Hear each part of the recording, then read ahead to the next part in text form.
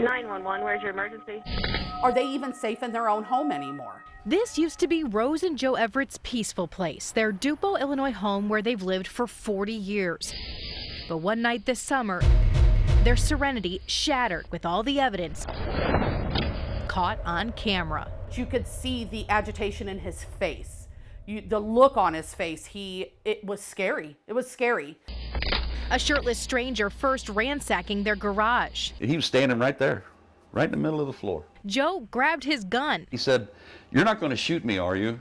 And I said, "Well, I'm sure thinking about it." But the man refused to leave. He had no fear. He had no fear whatsoever. Instead of shooting, they hid inside and naturally called 911. There's somebody out in my yard. He was in the backyard. I don't know where he's at now, but I'm not thinking he's trying to get in my garage. Okay, we do have some officers in the area looking for someone. I'll advise them and see if this is the subject they're looking for, okay? Okay. Thank you. We'll get officers in the area. According to dispatch tapes, a Dupo officer indicated he'd take the call. Is the county out that way? They don't have anybody en route at this time. They're all tied up. So are we. I'll get to it here in just a minute. But a minute turned into many. On their surveillance video, they watched as the man made himself at home. In and out of their garage over and over, helping himself to their stuff, setting up a campsite of sorts, all the while Just waiting for that cop car to come flying down that hill. Well, it never happened.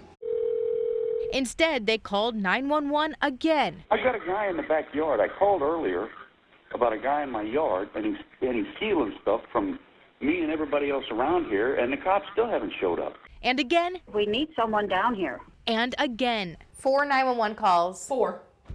No police officers. None.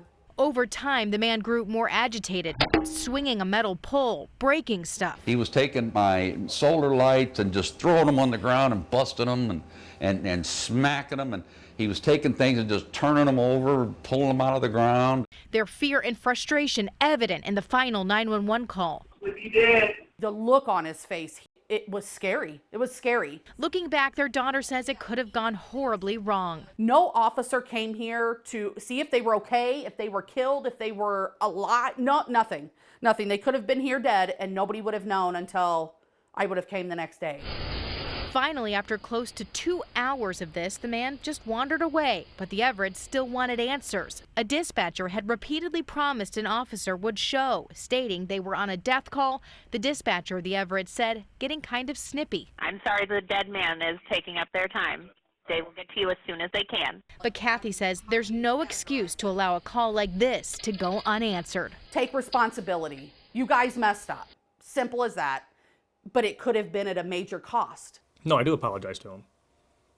No family should have to go through that. Dupo Police Chief Kevin Smith. I would like the Everetts to know that, I feel terrible about what happened. He says his officers should have followed up after finishing the death call, and one officer, he says, has been disciplined. But he says there's another major issue. Dispatch dropped the ball. Do you think this was a problem with how this was dispatched out? Well, yeah, the way that they dispatched it was a suspicious person, when if you listen to the 911 call, the lady is frantic and she's saying he's in my garage. That is not a suspicious person anymore. Had they known, Chief Smith says officers would have responded much differently. It's happened in the past. News 4 reached out to the head of dispatch, Herb Simmons, who says a supervisor reviewed all the tapes. He declined an on-camera interview but told us, quote, all dispatch protocol was followed. Hopefully some more future talks with dispatch that we can figure something out. What happens if the next guy is a murderer or whatever? Rose and Joe say they felt so violated, like prisoners in their own home. I don't ever want anybody in this lifetime to ever have to hear their parents on making a 911 phone call and hear the fear in their voice the way that I have had to. They say they're still left with few answers, wondering how many other calls possibly go unanswered. My parents never want anybody else to have to go through this. We're told the suspect was found wandering around later that morning by a neighboring police department and was just dropped off at the Metrolink station.